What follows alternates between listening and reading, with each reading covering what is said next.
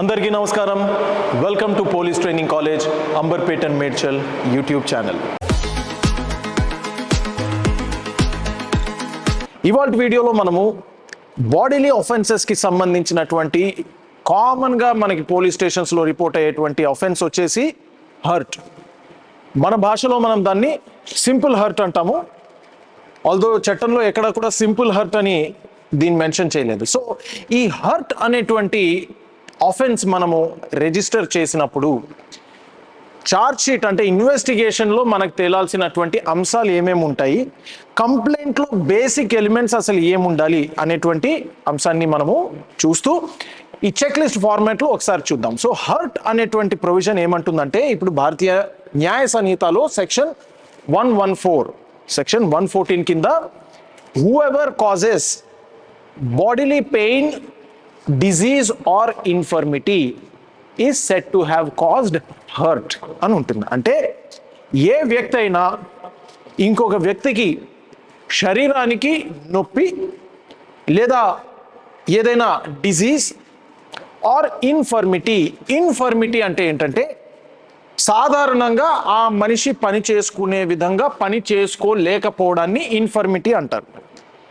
So bodily pain, disease are infirmity అని మాత్రమే చెప్పారు, కానీ డిగ్రీ ఆఫ్ ఇంటెన్సిటీ చెప్పలేదు. ఇది మనం ముఖ్యంగా గుర్తుపెట్టుకోవాల్సింది అంటే ఎక్కడా కూడా చట్టంలో ఎంత బాడీలీ పెయిన్,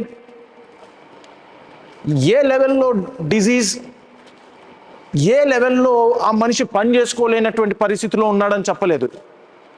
సో కాబట్టి ఇది చాలా రకాల ఆఫెన్సెస్ అన్నీ కూడా ఈ ఆఫెన్సెస్ అగేన్స్ట్ బాడీకి సంబంధించింది ఈ హర్ట్ అనేటువంటి సెక్షన్ 114 కింద కవర్ అయిపోతాయి.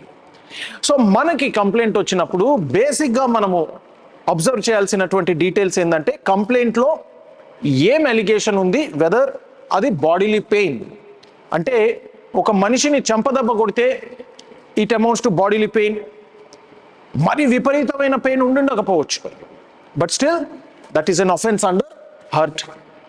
అదే ఇంకొక మనిషి డిజీజ్, ఈ డిజీజ్ అనేది అంటువ్యాధి అయి ఉండాలి. సో ఒక వ్యక్తికి ఏదో స్కిన్ ఎలర్జీ ఉంది, కావాలని అతను వెళ్ళి ఇంకో వ్యక్తికి ఆ డిజీజ్ అనేది అంటించాడంటే now that amounts to hurt. Infirmity అంటే ఒక మనిషి పని చేసుకునేటువంటి తత్వాన్ని ఏ విధంగా అతను చేసుకోలేకుండా చేయొచ్చు. ఫర్ ఎగ్జాంపుల్, ఆ మనిషికి నేను ఏదో ట్యాబ్లెట్ ఇచ్చా, ట్యాబ్లెట్ ఇవ్వడం వల్ల అతనికి కడుపు నొప్పి మొదలైంది. అంటే అతను సాధారణంగా చేసుకోగలిగినటువంటి పని అతను చేసుకోలేనటువంటి పరిస్థితిలో ఉన్నాడు, కాబట్టి ఇట్ అమౌంట్స్ టు ఇన్ఫర్మిటీ. ఒక వ్యక్తికి నేను తెలవకుండా ఏదో ఆల్కహాల్, లికరో ఏదో నేను అతనికి తాగిపిచ్చేసినాను. ఇప్పుడు ఏమైంది, అతను సాధారణంగా పని చేసుకునేటువంటి పని చేసుకోలేనటువంటి పరిస్థితిలో ఉన్నాడంటే అతను ఇన్ఫర్మిటీ తోటి సఫర్ అవుతున్నాడు. సో కాబట్టి that amounts to hurt.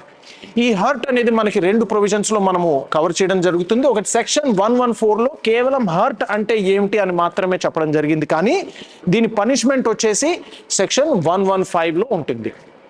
So section 115 ఏమంటుందంటే, ఎవరైతే హర్ట్ అనేది కాజ్ చేస్తారో దాంట్లో ప్రముఖంగా మనకు కావాల్సినది రెండు ఎలిమెంట్స్ ఖచ్చితంగా ఉండి తీరాలి. ఉద్దేశపూర్వకంగా కానీ ఆ నాలెడ్జ్ తోటి తెలిసి కావాలని హర్ట్ చేయడము, ఉద్దేశపూర్వకంగా హర్ట్ చేయడము, ఈ రెండు లేవనుకోకండి. అప్పుడు అనుకోకుండా జరిగితే that does not amount to hurt. Like for example, ఇద్దరు వ్యక్తులు రోడ్డు మీద నడుచుకుంటూ వెళ్తున్నారు, అనుకోకుండా ఒక వ్యక్తి కాలు వచ్చి ఇంకో వ్యక్తి కాలు మీద పెట్టేసి, అంటే అతనికి బాడీలీ పెయిన్ అయ్యింది, కాలు తగిలినాయి, ఈ వ్యక్తి పడ్డాడు. ఇప్పుడు ఏమైంది, బాడీలీ పెయిన్ అయింది. అది హర్ట్ అవుతుందా? అవ్వదు. ఎందుకు? అక్కడ ఏమైనా ఉద్దేశం ఉండిందా? లేదు. ఏమైనా నాలెడ్జ్ తోటి చేశాడా? చేయలేదు, అనుకోకుండా జరిగింది. సో కాబట్టి హర్ట్ అనేటువంటి ప్రొవిజన్లో మనం ఒకవేళ ఇన్వెస్టిగేషన్ చేసినప్పుడు ఖచ్చితంగా మనము ఇంటెన్షన్ కానీ నాలెడ్జ్ అనేది మనము ఎస్టాబ్లిష్ చేయాల్సినటువంటి అవసరం ఉంటుంది. అండ్ దీనికి పనిష్మెంట్ వచ్చేసి up to 1 year or a fine of up to 10,000 rupees. So కావాలని ఒక వ్యక్తి ఇంకో వ్యక్తిని చంపదెబ్బ కొడితే ఇప్పుడు దాని పనిష్మెంట్ ఎంత? 1 year jail or 10,000 rupees. So ఇదండి ఇవాళ video. This amounts to voluntarily causing hurt, and దాన్నే మనము సాధారణంగా సింపుల్ హర్ట్ అంటాము. నమస్కారం.